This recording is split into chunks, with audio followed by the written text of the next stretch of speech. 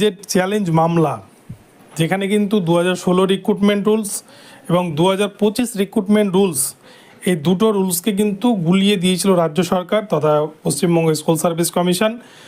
এখানে আবারও নতুন করে সুকৌশলে দুর্নীতি করার জন্যই কিন্তু এই পন্থা অবলম্বন করা হয়েছিল, এবং যার মধ্যে টিচিং এক্সপিরিয়েন্সের জন্য 10 নম্বর সব থেকে বড় এটা একটা কিন্তু প্রশ্নচিহ্ন দাঁড় করিয়েছে, যেখানে পুরো প্যানেলটাই দুর্নীতির। সেখানে কি করে 10 নম্বর দিতে পারে?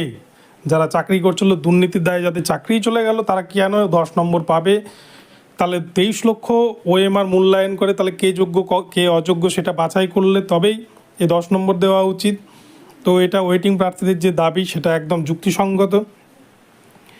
অপরপক্ষে গেজেটে যে দেখা গেছে যে ইন্টারভিউয়ের ক্ষেত্রে 20 নম্বর ইন্টারভিউ এবং টিচিং ডেমনস্ট্রেশন, এই 20 নম্বর যেটা সব থেকে বড় প্রশ্ন তৈরি করেছিল, যেখানে রাজ্যের গোটা ভারতবর্ষের অন্যান্য রাজ্যে ইন্টারভিউ তুলে দেওয়া হচ্ছে দুর্নীতি কমানোর জন্য, সেখানে আমাদের রাজ্যে কেন 20 নম্বর রাখা হবে?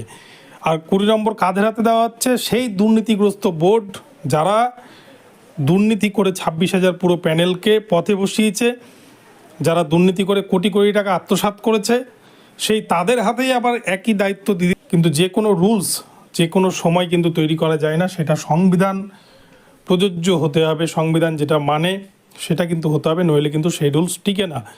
তো সৌমেন সেন স্যারের যে গত 3 দিনের যে হিয়ারিং, সেখানে যেটুকুটা উঠে এসেছে তাতে কিন্তু এটুকুটা পরিষ্কার, 2016 রিক্রুটমেন্ট রুলস 2025 রিক্রুটমেন্ট রুলস কখনোই এক হতে পারে না।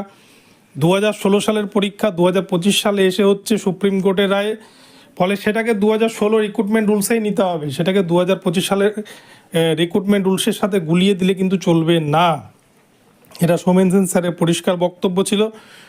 তো এর এগেনস্টে যেটুকুটা শুনানি থেকে উঠে এসছে, অপরদিকে এসএসসির তরফ থেকে বারংবার আবেদন রাখা হয়েছে যে তারা আইন প্রণয়ন করতে পারে, যে কোনো রুল তৈরি করতে পারে।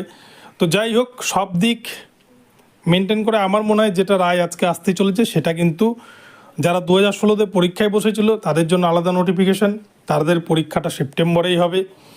অপরপক্ষে যারা নতুন, যারা ফ্রেশার ক্যান্ডিডেট, যারা নতুন অ্যাপ্লাই করেছেন এই বছর 2025 সালে এসে, তাদের জন্য আলাদা নোটিফিকেশান হতে চলেছে, আলাদা পরীক্ষা হতে চলেছে, আলাদা ডেটে পরীক্ষা হতে চলেছে।